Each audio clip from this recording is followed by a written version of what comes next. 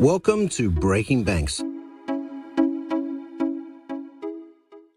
Welcome back to Breaking Banks. This week, we wanted to delve into the impact that the coronavirus pandemic has had on branches and what are the options for branch networks moving forward, given that digital has become a stronger part of day-to-day banking.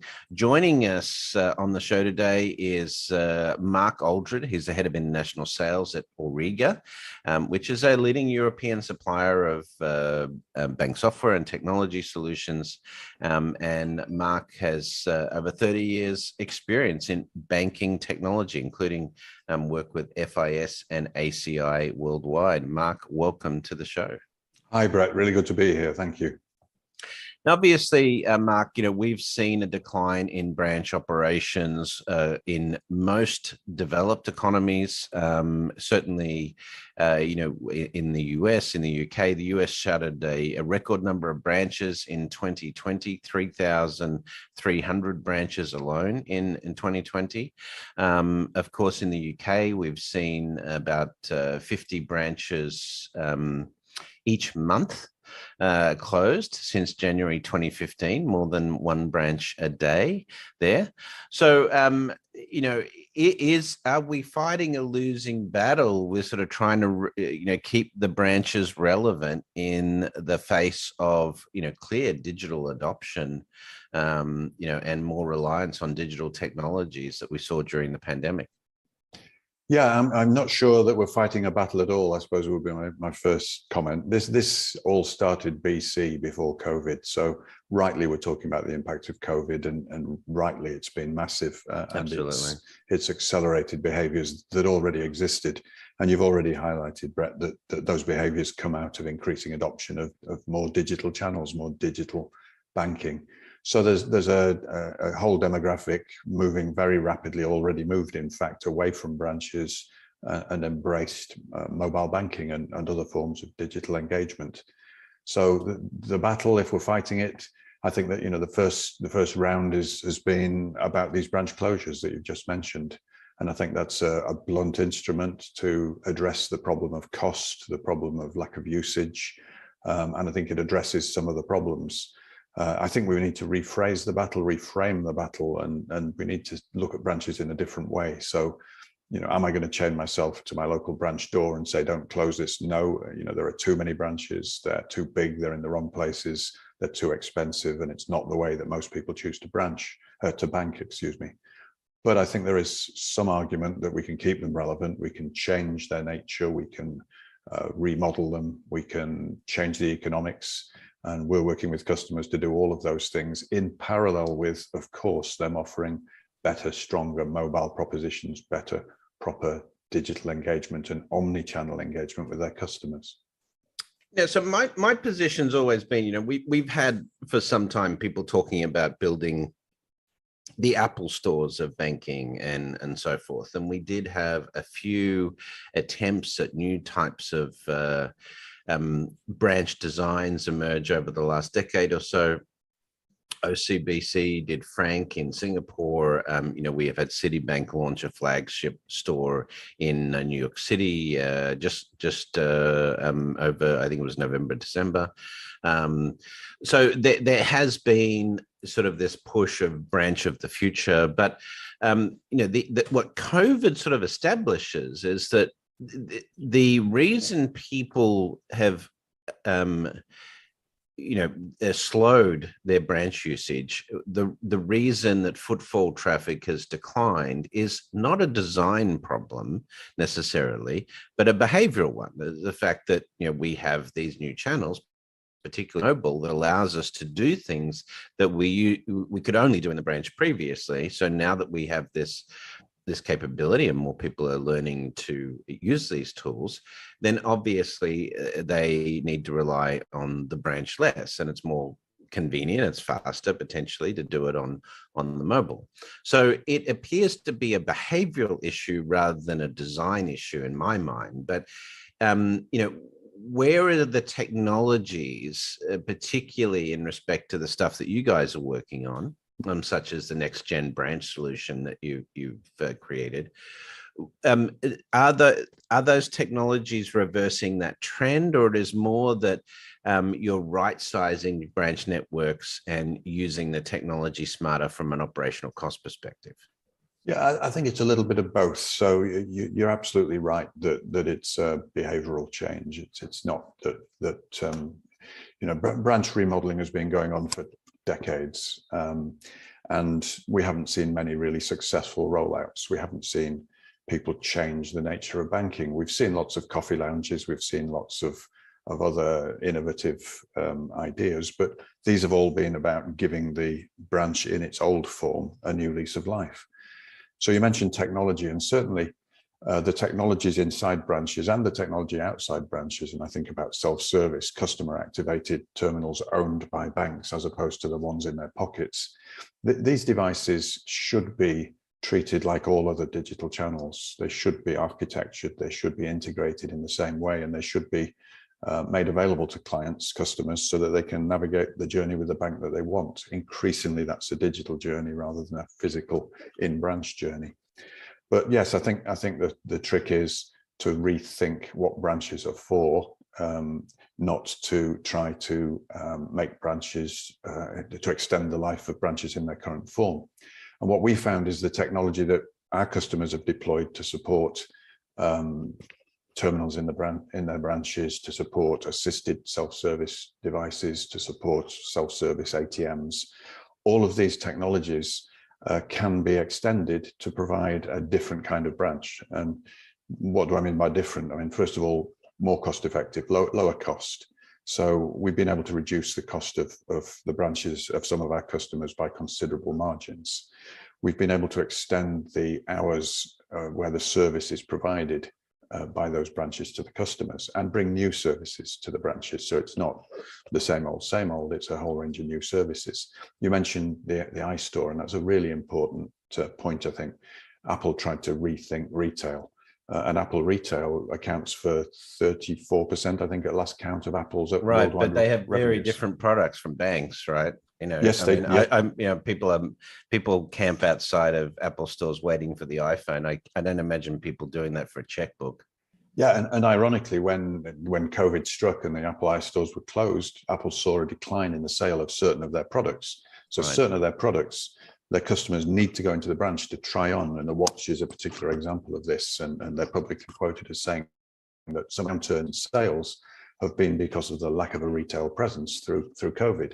So again, I'm not suggesting that they have the same kinds of products and services branches, but there are certain things for Apple, and I think for banks, the customers are much more comfortable going and seeing and touching and hearing from people directly, being in a secure environment. So yeah, the iStore was an attempt to rethink. Sorry, go ahead, Brett. No, I'm interested in this. It would be very good to see some research, some hard research on this. But there are some fairly complex products that people now buy online that were deemed impossible to buy online previously because of their complexity. A good example is a motor vehicle, Tesla. Right, that a large percentage of Teslas are ordered online, either through a web page or online store. I remember back in the late 90s, early 2000s. No, it was early 2000s. Doing work with General Motors on internet website development with Motor Media, and it was the articulation from General Motors is a person will never buy a car online. This is never going to happen. And of course now, if you look at the Chinese EV market and Tesla, that's no longer the case. So why I'm raising this is, what are the products or experiences in banking that still require face-to-face interaction because of their complexity? Because that's a statement that we hear a lot from branch operators, that there are certain things that people prefer to go into a branch for still in the digital age. But I wonder if there's any sort of agreement on what those things are, because if there were, then we could definitely start to specialize branch operations around those types of engagements and products. But beyond people arguing for account opening and your first mortgage, and account opening is already flipped to digital in terms of in the US and the UK in terms of primacy. So you then left with sort of the first mortgage and maybe your first discussion with a financial planner on investments and asset classes. But beyond that, what are the actual experiences in a bank where people feel that they need to go to a bank for those products? Do you have any data behind that? Well, I think first of all, it's the responsibility of banks who wish to continue to serve their customers through branches to answer that question themselves, and to do it through innovation, to do it through bringing new capabilities, new products and services potentially to market by inviting others to use their facilities in order to provide those other things. I think you said account opening has flipped to online, and that's largely true. But it's flipped to online for a percentage of people, a very high percentage of people, but for a small percentage of people, I don't know what that number is, perhaps you do, 100% of that group won't open an account online. Right. So in the States, it's still, as of 2020, it was 66% had gone digital. So, we can do the math, it's 34% that are still still using physical, but it's been, it's dramatically changed. If you look at it on a trajectory basis, then you'd have to assume that over the next few years that almost no one would enter a branch to open a bank account, right? So the question is that an argument to support the closure of branches now, or is it an argument to support the rethinking of branches from now on to deliver a better range of services like the iStore, including, for example, supporting customers of mobile banking who have technical challenges that can more easily be addressed in an iStore environment by a genius. We do, the Genius Bar concept, I think, has merit, right? So if we look at the Apple Store model, when you go into a Genius Bar, yes, you want to buy, but from a service perspective, I think there's an analogy for banking. Is increasingly, as we become more reliant on technology for our banking, we are going to come against technology issues or functional issues that prevent us from getting stuff done. And most people will try and solve that online. They'll try the chat bot or whatever it is. But ultimately, if there's something's gone wrong with a transfer, or some money's disappeared and you can't figure out where it's gone, you're going to want to speak to a human, either face to face or on the phone. And so but increasingly, if you're going into a branch to solve those sorts of problems, the technical competency of branch staff is going to have to be considerably higher. They may have to, for example, be au fait with resetting phones and figuring out why the phone's cache is not dealing with the data properly, or dealing with some cybersecurity issues, as an example. So I agree that there's a technology role here, but for those people left, or those instances left where people are going to the branch, surely it requires not just technology change, but also enhanced skill sets for the staff that remain in the branch. Absolutely. So most of our customers and most of those banks that innovate and deploy branch banking environments that are innovating, most of them worldwide, are giving great new opportunities to their staff to retrain, to take a different role. And there's a lot of enthusiasm for that. But technology is vital, because if all you're doing is filling your branches with people who are expert in different topics, you still have the same economics. You still have the real estate and human cost of running those. So technology can allow those resources to be pooled for a satellite hub sort of adoption for branches, where a single branch may not have a single soul in it, but it will have remote access to experts in financial products and services, but also into the technical aspects of successfully using new mobile products or digital products that the bank may have launched or its partners may have launched. So you talked there about digital only branches, which is an interesting concept. Let's let's play a brief clip from one of your clients, actually, Banca Carige, because they've just deployed the first fully digital bank branches. And let's hear what they had to say about how technology has changed their approach to branches in the Italian market. Hi, I'm Silvia Garzarelli Doria, Head of Channels and Digital Innovation at Banca Carige, an Italian retail bank with over 300 branches, 1 million clients, and over 3,000 employees.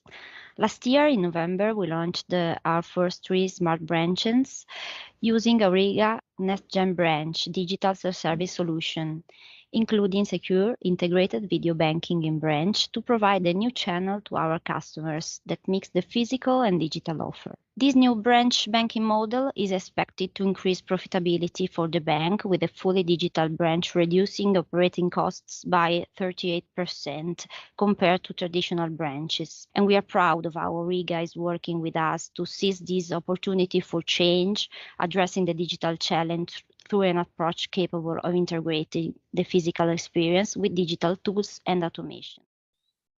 Okay, so Mark, tell me a bit more about we got a little bit of insight there, but tell me a little bit more about, what makes a digital-only branch or a dominantly digital branch. Yeah, so in the case of Banca Carige, they've adopted a number of different technologies. So the customer experience is a little bit like a journey, customer journey. Here we go. There's a language we're familiar with. At the heart of the Carige branch is the principle that the customer should have access, if required, to a space where they can digitally, remotely access expertise, products and services, a space where there is the technology which supports all of the peripherals required to ID them, to onboard them, for them to make deposits, for them to withdraw cash if cash is their thing, for them to engage with their bank. And in a hub and spoke architecture, this means that the costs of those branches are very radically reduced. In the case of Banca Carige, their target is 38%. We believe that 38% operational cost reduction. That's right, that's pretty aggressive, right? Yeah. Well, again, that's their goal, and our math says that we can do better than that with full adoption of these kinds of technologies. So in Banca Carige's case, this is not yet a 24-hour model, but it can be. And we have other customers, other clients, for example, in Portugal, with a 24-hour model, where they've seen dramatic increases in the footfall in their branches, in the deposits in their branches, especially for small businesses who are still dealing in large part in cash, as well as in other payment forms. So adopted 24 hours and fully automated, remotely supported, with access to the expertise that is required, but at lower cost to the bank. These banks are able to justify branches. Now, they're still closing branches, and the new branches are lean, small, different places, more appropriately sited. They can be shared with other financial institutions, and the hub model is one that's becoming increasingly tested, but often technology is the barrier to that. So our technology has been the enabler for it in the case of the customers we've spoken about. So this hub and spoke model, Mark, I mean, in Bank 2, back in 2010, when I launched Bank 2.0, my first book, I talked about the fact that I saw branches shrinking down to sort of be more like footprints for mobile phone stores for the majority of branches, but you'd have these big flagship stores that are really brand proof, like a big, as you say, the coffee shops, the tons of tech. Is that the sort of thing you're talking about with hub and spoke, or is it more of are you more talking about the technology? Both. So in technological terms, the costs can be managed by adopting this approach. The expertise can be in a single place rather than in multiple places. So there's a human resource cost benefit. There's a retraining and a repurposing exercise and opportunity for staff, but also it's the opportunity to create. Again, one of the three main objectives of the iStore within the Apple world is to be their brand embassies. That's the phrase that they use. And so too, the hub branches, the large branches, can be brand embassies. And that is something you don't get as effectively through digital experiences. So a place where you're absolutely absorbed in the branch's brand, you're absolutely absorbed in what it is that that bank wants to be and how it wants to treat you. So branch embassies. I don't know if I want to be absorbed in a bank branch brand, man. But I appreciate they your obviously passion. have work. They obviously have work to do to make that brand as attractive as some of the brands we've spoken about. Tell me about continuity, though. Because this is important. One of the things that would be really impressive if banks could do it, but I haven't seen evidence of this, is, when you do have a problem that occurs in the digital sphere and you've sent information through to the call center, you've engaged with the chatbot or something like that, and you end up in a branch, one of the things that's most frustrating for customers is that they have to start from scratch. So does Auriga tackle some of those things in terms of that continuity between the online digital experience and then the physical experience in the branch? Yeah, so there's a couple of things there. First of all, the emergence of different channels over the last 30, 40 years, from telephone banking through internet banking, through mobile banking, all of these have had two characteristics. The technical characteristic is that they're a new silo, a new set of rails, a new infrastructure. They're not integrated. And the customer service impact is that they're pushing the customer further away. They push them out the door. They don't meet them face to face. You can't even speak to us anymore. So from a customer, these are unintended consequences of driving down cost and increasing efficiency and meeting customers' expectations. But from a bank strict point of view, they've created technologies which are disparate and not integrated, and they've created distance between them and their customers. And of course, step into that space with a digital proposition, and it's like bees around honey. It's great for the new competitions, for the new entrants. Now, if you have a technology which isn't like that, which treats all of the channels in the same way, which integrates them, then the customer can have the journey that they want. So a customer in a properly integrated environment, an omnichannel environment, to use a cliche, can start a process on the mobile phone, and then when running into some kinds of problems, can engage in the branch to complete that transaction. So yes, all of the business services should be available across all of the channels and should be hosted in a common place. And our architecture, Auriga's WWS, provides a common set of business services to all channels, so the customer gets the same experience. And if you can't get it from one channel, get it from another. And because those are integrated, there aren't the technical complexities or the audit risks of the thing going to hell. Can you see in the future, Mark? I mean, we've seen, in various markets, in the UK market and Australian market, we've seen some brands emerge with shared ATM networks. But, also we see credit unions and community banks using shared branching. But do you see banks more and more opting to use sort of shared branch infrastructure like the post office, or, making their branches multi-brand branches? Because you talked about immersed in the brand, but if we continue to go this way, then, that's one of the logical ways to reduce your network and reduce operational costs.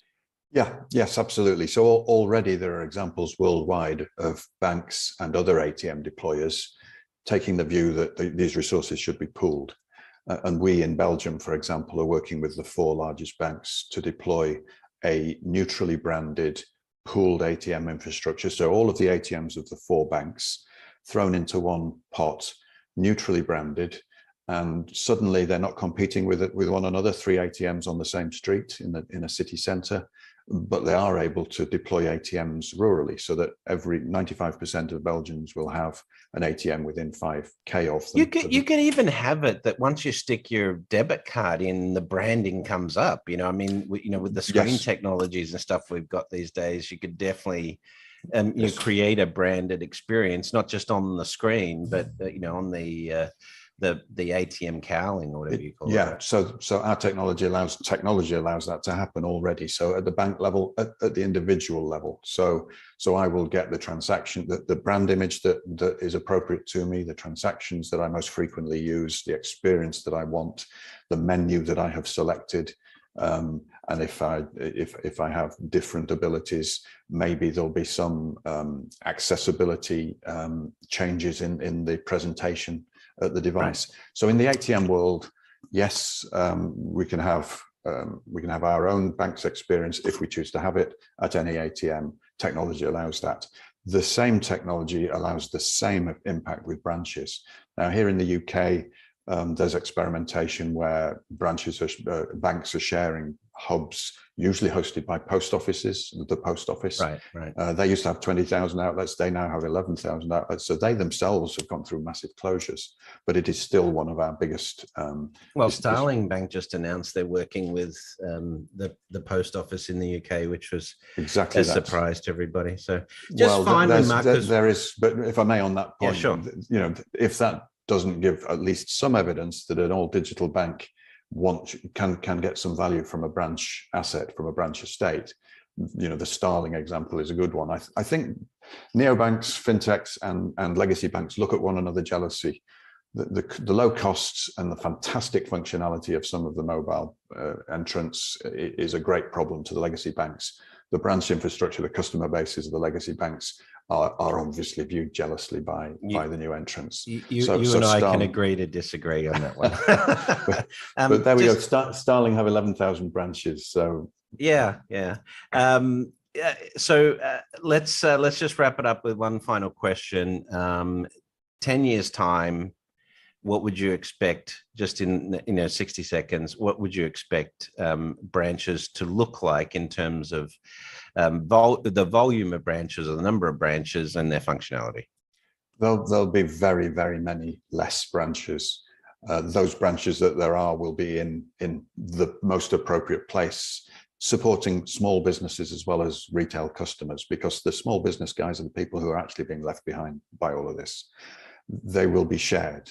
Absolutely, either between sensible financial enterprises or between fintechs and legacy banks, and those kinds of collaborations are really important, and we're seeing a lot of them, or between service organizations that are compatible with banking services. So less of them, smaller, more automated, 24-hour shared, pop-up, and they will be designed in such a way that if this branch in this model in this community doesn't work, it can be transformed easily. It can be uplifted. It can be taken somewhere else, rather than it being built in foundations that are 200 years old and 200 feet deep. With the big metal safe in the back. With the bandit screen. Yeah. So they make great restaurants and coffee shops, though, those old converted banks. So, Mark, where can people find out more about Next Gen Bank, the solution that Auriga's put together for digitally transforming the branches, bringing them up to 21st century tech? Yeah, well, come to our website. It's www.aurigaspar.com. Come and visit us. It's multilingual for people from different communities, and you'll learn about it there. Google Banca Carige Auriga, and you'll see some exciting stuff. And I'm sure we can post my details. I would love to hear from anybody and provide you with any information that you might find useful. Thanks very much, Mark Aldred from Auriga Bank. Thanks for giving us a bit of an update on the branch post coronavirus, and we look forward to seeing the developments.